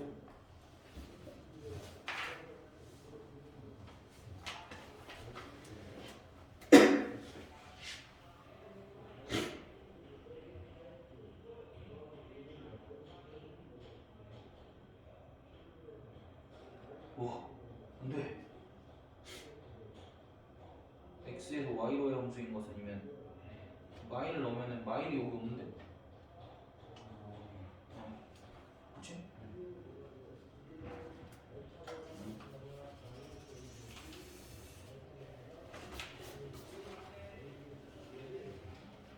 그럼 1번도 마찬가지겠지.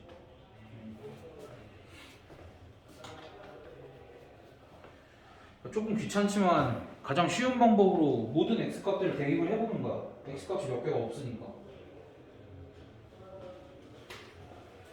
그러니까 이게 너희가 앞으로 배울 함수의 가장 기본이 돼.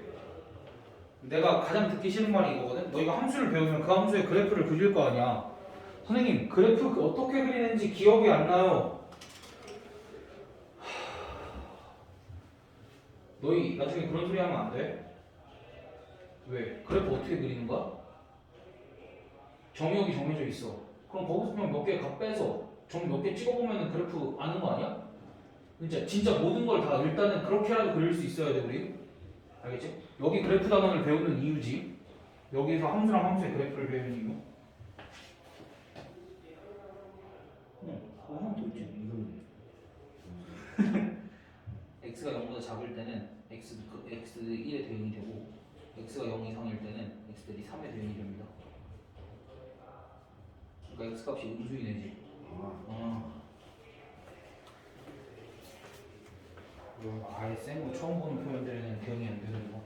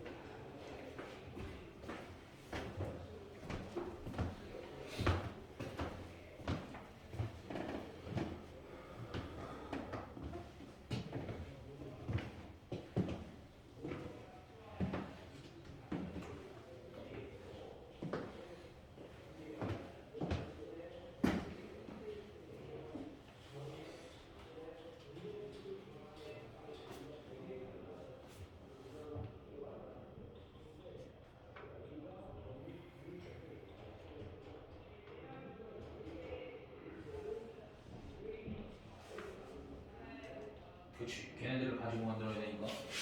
자, 그다음 이어서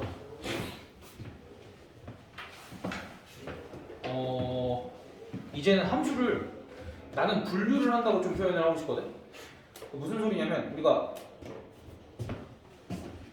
x제곱 더하기 2x y는 x제곱 더하기 2x를 봤을 때 너희가 뭐라고 얘기하냐면 2차 함수라고 얘기하지. 근데 얘네 다항함수라고도 얘기할 수 있잖아. 그렇게 어떤 카테고리를 정해두면 한 개의 함수가 그 여러 개의 카테고리에 포함이 될 수도 있는 거지. 그때 이제 그런 식으로 카테고리를 조금 정해볼 거야. 함수들의 특징을 살려서. 얘 같은 경우에 이제 초고차의 계수가 2인 특징을 보면 2차 함수라고 표현을 할 수 있고, 이쪽이 다항식이니까 다항함수라고 표현할 수 있겠지. 그러니까 그렇게 함수들의 특징을 살려서 카테고리들을 조금 만들어 보려고 해. 그래서 첫 번째,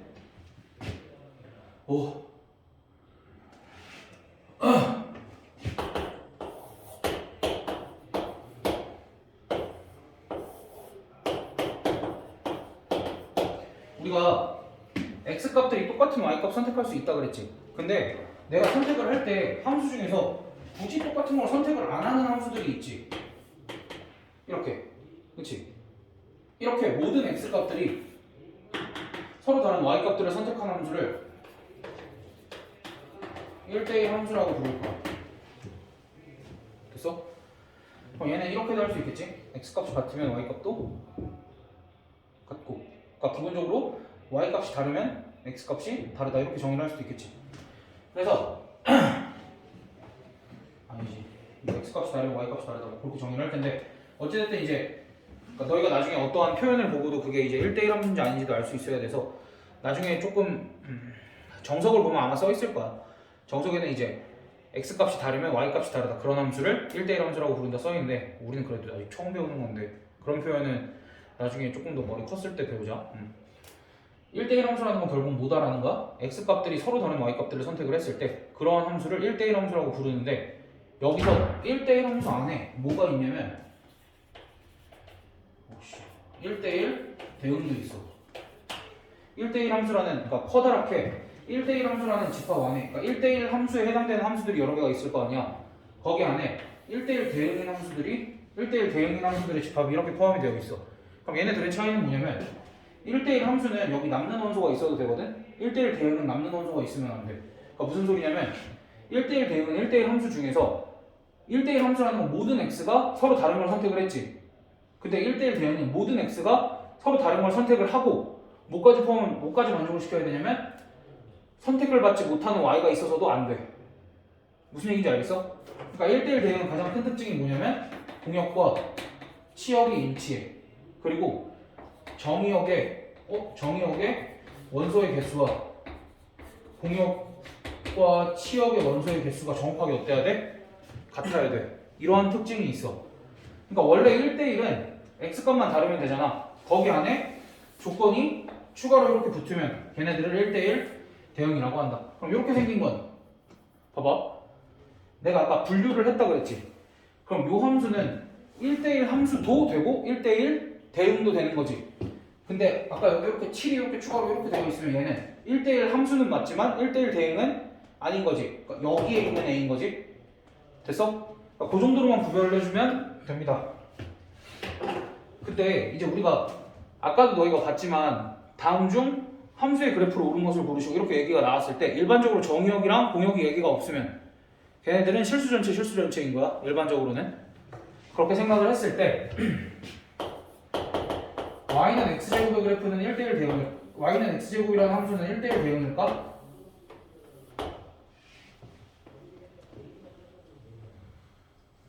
이미 아니지? 왜?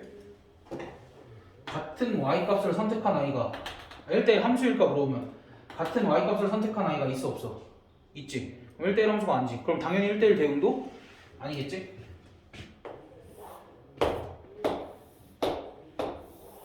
그럼 여기 y는 x라는 친구가 있어. 얘는 어때? 1대1 함수이면서 1대1 대응도 만족시키는 아이겠지. 왜? 선택 안 받은 y가 있어? 안 보여. 선택 안 받은 x는, 아니 선택 안 한 x도 없어. 그리고 다 하나씩만 선택을 했지. 그럼 얘는 어떨까? 나는 실수 전체 기준이야. 얘는 어떨까? 1대1 함수는 맞지. x값 하나에 y값 하나씩만 달려있으니까. 근데 선택받지 못한 y가 엄청 많지. 그러니까 얘는 1대1 함수이지만 1대1 대응은 아니다. 이렇게 판단해 줄 수 있겠어? 됐어? 얘랑 얘 차이 보여? 그리고 또 중요한 게 뭐야? 계속 얘기하지만 서로 다른 카테고리 안에 똑같은 애가 여러 번 들어갈 수도 있는 거지.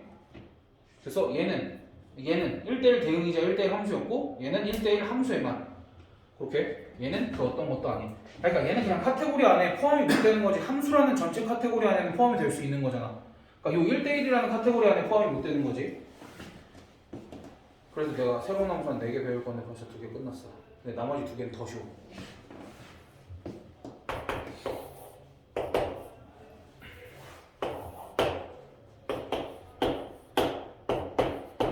근데 내가 원소를 1, 2, 3, 1, 2, 3으로 정할 거면 이거 x에 xy가 아니야. 그냥 x로 해도 되지 이거.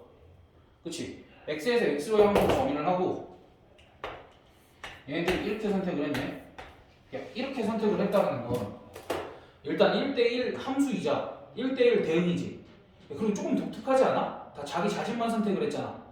그치? 이렇게 자기 자신만 선택한 함수를 우리가 항등 함수라고 부르고 i라고 쓸 거야. 이런 함수를 아이덴티티 펑션이라고 해가지고 i라고 쓸 거야. 그래서 모든 x가 자기 자신이랑 똑같은 애만 선택한 함수를 항등 함수라고 얘기를 하고 그 항등 함수는 1대1 대응이자 1대1 함수일 수밖에 없겠지. 그런 것까지. 그러니까 지금 앞에 배운 얘까지 포함해서 배운 3개의 카테고리 안에 얘는 다 들어가는 거야. 됐어? 어렵지 않지 이것도? 그래서 가장 대표적인 항등 실수 전체의 집 그러면 봐봐. 얘는 정의역이 1, 2, 3밖에 안 되잖아. 그러면 정의역이 실수 전체의 집합일 때 항등 함수는 누가 있을까? 실수 전체의 집합에 해당하는 항등 함수는 누가 있어? y는 x. 그래서 대표적인 항등 함수는 y는 x고 얘들아 아니다. 대표적인 항등 함수는 y는 x. 그럼 내가 왜 대표적인 항등 함수라고 했어? 선생님 항등 함수 얘 하나 아니에요? 아닐 수 있지? 내가 정의역을 제한을 하면 y는 x도 정의역을 또 0이랑 1로 제한을 하면 y는 x도 y는 x제곱도 y는 x 3승도 y는 절대값 x도 다 항등 함수가 돼버릴 수도 있지. 그렇기 때문에 실수 전체의 집합에 대한 항등 함수가 y는 x라고 얘기를 하고 가장 대표적인 항등 함수를 내가 y는 x다 라고 얘기를 한 거야. 알겠지? 우리 그 부분까지도 생각을 합시다. 그다음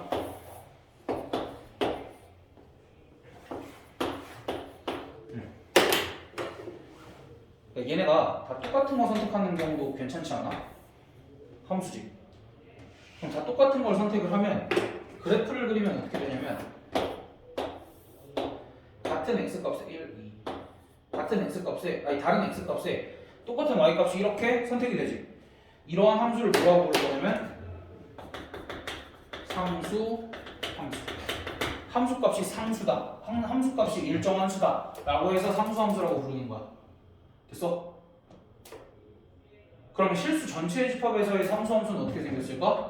이렇게 x축이 평행하게 이렇게 생겼겠지. 됐니? 그럼 상수함수란 뭐라고 생각하면 돼? 치역의 원소의 개수가 몇 개인 함수? 한 개인 함수라고 생각을 해주면 되겠지. 됐니? 자 그럼 질문. 내가 x에서 y로의 함수를 만들 거야.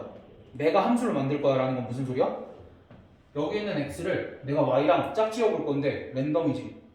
사실은 내가 1이 4를 선택을 하게끔 만들었지만 실제로 1이 선택할 수 있는 건 몇 개였어? 4개였지. 2도 사실 몇 개 선택할 수 있었어? 3도 4개지. 그럼 내가 x에서 y로의 함수 중 함수는 몇 개 만들 수 있을까?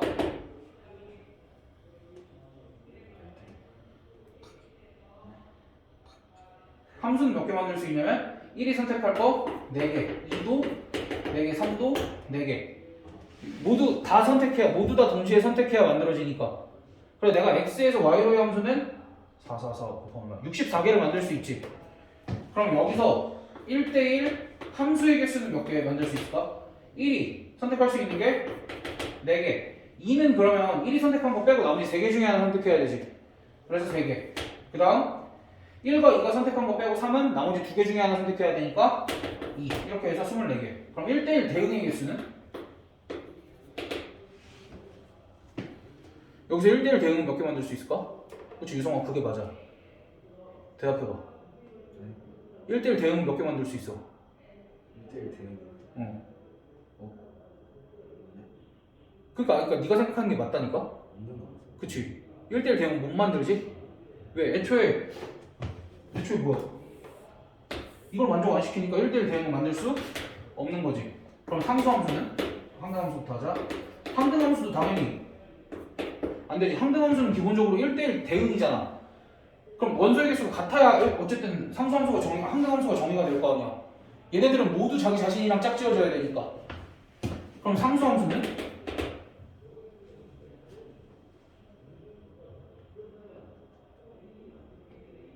뭐냐? 상수함수는? 아니야. 너무 많아. 상수함수 뭐라 그랬어? 치역이 몇 개인 함수? 치역이 하나인 함수. 그러니까 상수함수라는 건 1, 2, 3이 모두 다 4만 선택하는 거 하나, 5만 선택하는 거 하나, 6만 선택하는 거 하나, 7만 선택하는 거 하나. 그렇게 총 몇 개가 나와? 4개. 됐어? 그러니까 정의에 입각해서만 잘 골라주시면 돼. 함수의 개수가 몇 개가 만들어지는지는. 여기까지 어려운 거 있나? 자, 몇 개 비교해볼게.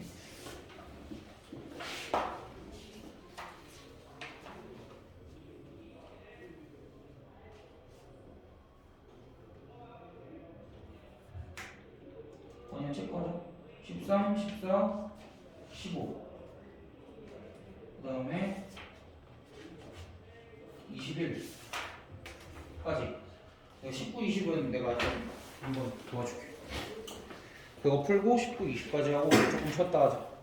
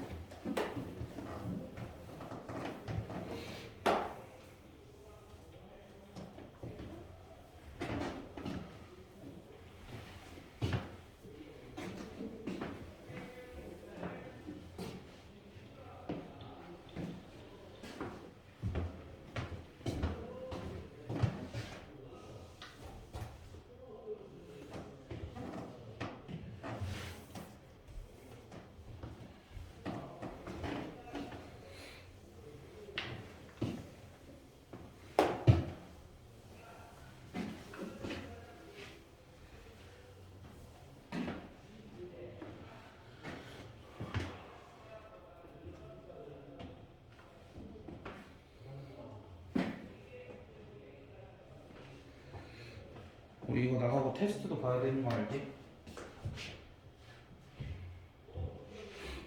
여섯 단위가 테스트지 6개.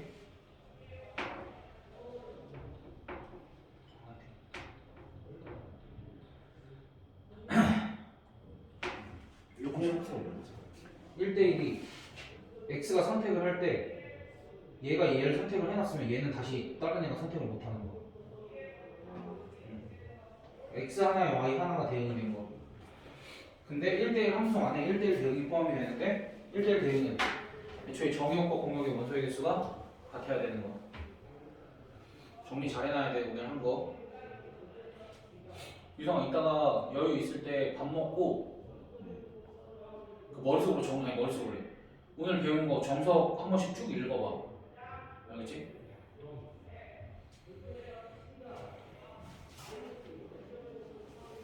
내가 너희 정석 연습 문제까지 풀릴 수 있으면 좀 풀리고 해야지.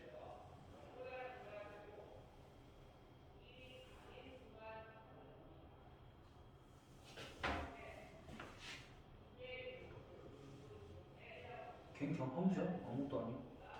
아, 그러니까 지정을 못 해줘서 그런 거지?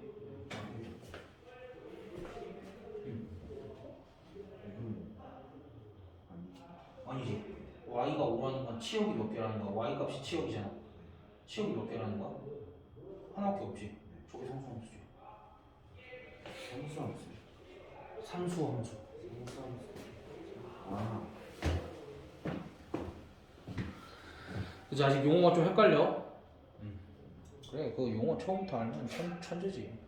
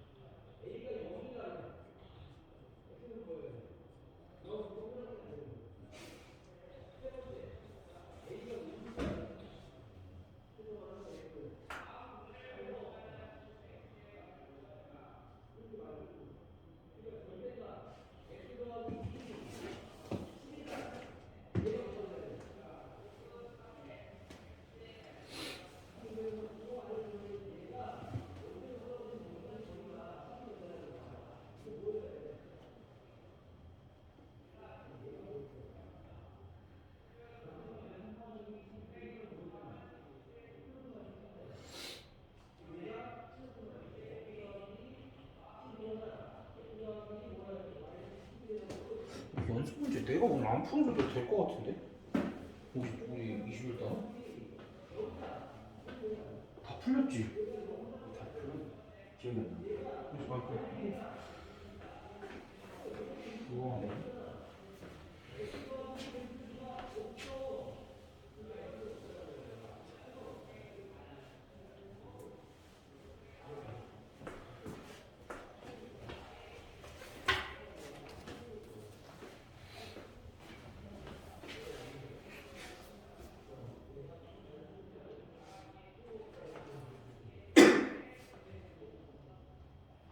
이거 어떻게 이거 할 때야? 이게 아니지. 이렇게 쭉 그어봐. 그러면 같은 y 값에 x 값이 두 배나 달려 있잖아.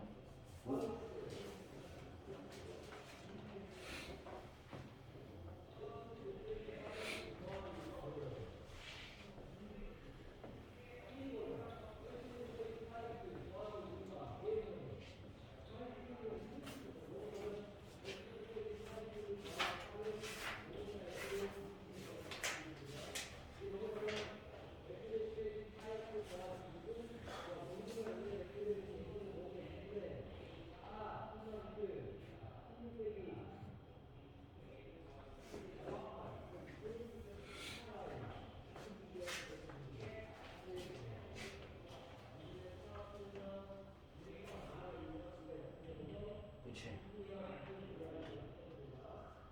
2번 또 다시. 2번 3번 다시.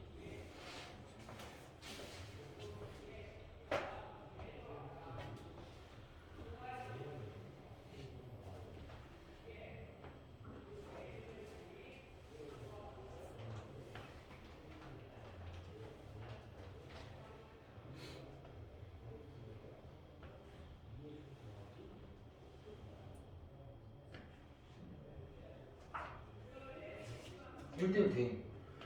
1대1 대응은 한 번 선택한 건 선택 못해. 그렇지. 항등함수는 야 모두 다 자기 자신 한 번 딱 선택하면 끝 아니야? 응.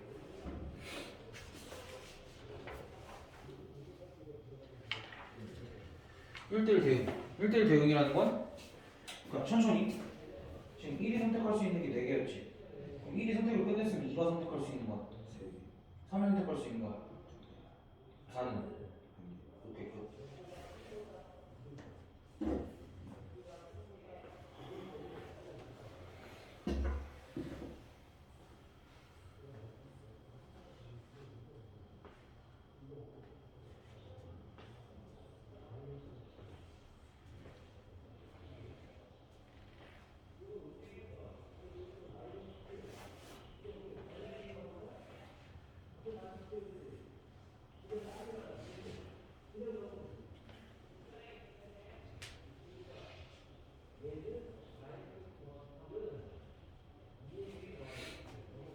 아, 내가 21번까지 안 시켰구나.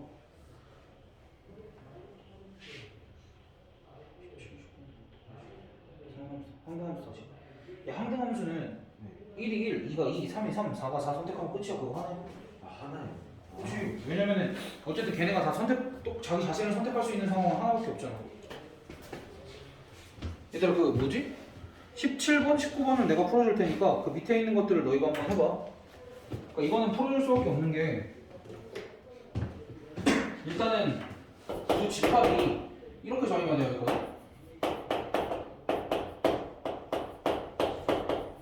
얘네는 벤 다이어그램으로 표현하기 좀 그렇지.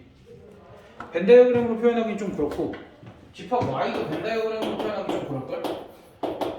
y 값이 그럼 얘네는 어쨌든 표현을 해야 될 거 아니야. 어떤 식으로 표현을 할 거냐면 이렇게 표현을 할 거야. 좌표평면상에 x값이 1부터 3값 이게 x값이랑 y값이 다 있다 보니까 수직선이 아니라 내가 좌표평면에 표현을 하는 거야.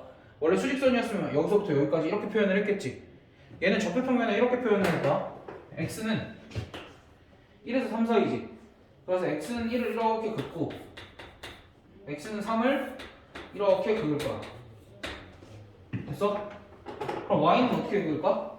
y는 5를 이렇게 긋고 y는 9를 이렇게 그을 거야. 그러면은 어찌됐든 x 값들이 있고 y 값의 후보들이 이렇게 있을 거 아니야. 그럼 점들은 어디 찍힐 거야? 얘네로 만들어진 이 사각형 내에서 점들이 찍히겠지. 그러니까 함수를 만들 때 여기 사각형 내에서만 그래프가 그려지겠지. 됐어? 거기까지 됐니? 그러면 실제로 어떠한 직선이 이렇게 생겼으면 실제로는 그 직선의 그래프는 여기서부터 여기까지만 해당이 되는 거지. 야, 그럼 얘는 1대1일까?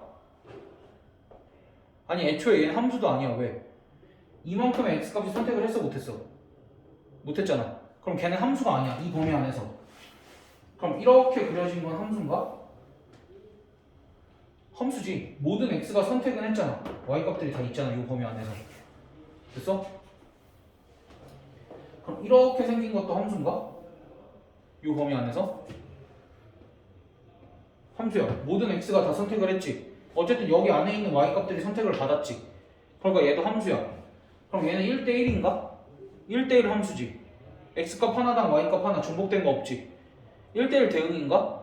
라고 하기엔 y값이 선택을 못 받은 게 있어 없어? 있지.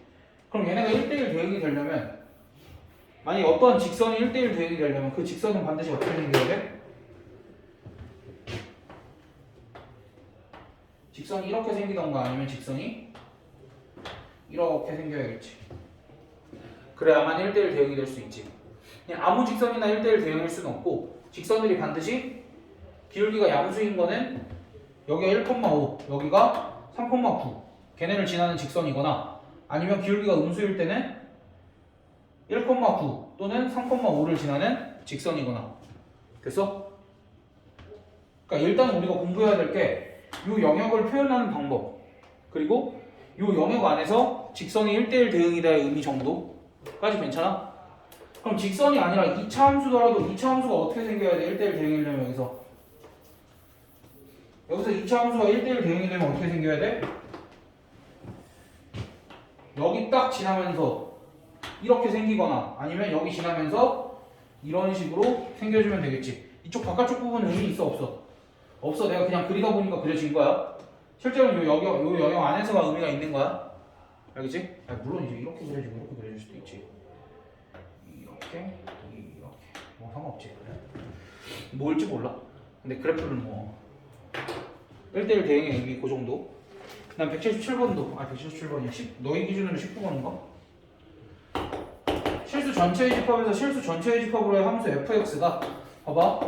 fx가 이제 이런 식으로 많이 나올 거야. 이런 식으로 많이 나온다는 게 뭐냐면 구간이 나눠져서 많이 나올 거야. x가 0 이상일 때는 2x 더하기 1이고 x가 0보다 작을 때는 2-ax 더하기 1이야. fx가 이게 무슨 소리냐면 fx는 2x 더하기 1이라는 직선일 수도 있고 이렇게 생긴 직선일 수도 있다는 소리야. 근데 0 이상인 데서는 이 직선으로 생겼고 0보다 작은 데서는 이 직선으로 생겼다. 됐어? 그럼 얘는 확실하게 그릴 수 있지 우리가. 0 이상인 데서니까 이렇게 그려주면 되겠지. 근데 얘는 직선은 직선인데 항상 어디를 지나게 할까? 그러니까 이 직선을 그리자면 그러니까 x가 0보다 작다를 빼고 그리자면 일단 여기를 지나면서 이렇게 뭐 어떻게 그려지는 직선이겠지. 그러니까 여기에 뻥 뚫려 있으면서 이렇게 생겨서 이렇게 생긴 직선일 수도 있고 기울기가 0이면서 이쪽은 이렇게 생겼던 직선일 수도 있고 기울기가 음수이면서 이렇게 생긴 직선이었을 수도 있지. 그럼 얘가 1번, 2번, 3번이라고 했을 때 이 직선이 1대1 대응이려면 1번, 2번, 3번 중에 누구여야 될까? 그러니까 점선 말고 실선들을 봐야 돼. 그리고 이 fx라는 함수는 흰색 오른쪽은 흰색, 왼쪽은 초록색인 거잖아. 그때 만약에 1번이 선택이 됐다면 fx가 어떻게 생긴 거야? 이렇게 생겼던 거지. 그럼 얘는 1대1 대응이야? 아니지. 이렇게 그어보면 같은 y값에 해당되는 x값이 두 개나 매달려 있잖아. 그치? 그럼 이렇게 생긴 거는 1대1 대응이야? 아니? 이쪽이 상수함수지. 이쪽이 상수함수라는 건 다른 x값들이 같은 y값을 선택을 해버렸으니까 중복 선택하면 또 1대1은 아니잖아. 그러니까 반드시 어떻게 생겨야 돼? 이렇게 생겨야 되지. 그럼 이렇게 생긴다는 건 기울기가 결정이 되는 게 아니라 기울기가 모이기만 하면 돼. 그냥 기울기가 양수이기만 하면 되지. 됐어? 그러니까 너희가 완전히 알고 있는 부분은 그리고 모르는 부분들은 선택을 하면 되지. 어차피 직선이라고 판단이 됐으니까 걔는 기울기가 음수일 때 아니면 1차 함수라고 판단이 됐으니까 음수일 때 0일 때 양수일 때 나눠서 끝.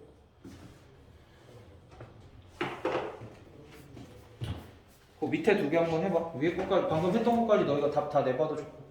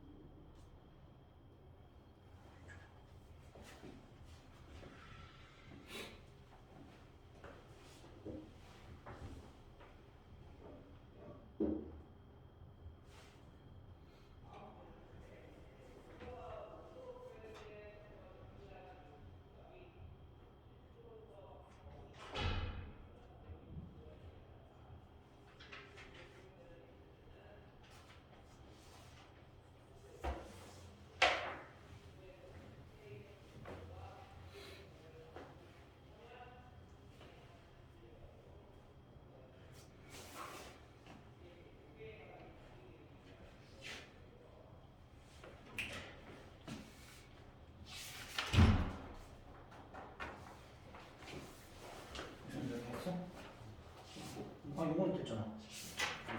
이거 3개 하고 앞에 여유 있으면 조금 풀자. 얘들아, 그거 3개까지만 하고 조금만 쉬었다가 진짜 조금만 더 나갈게.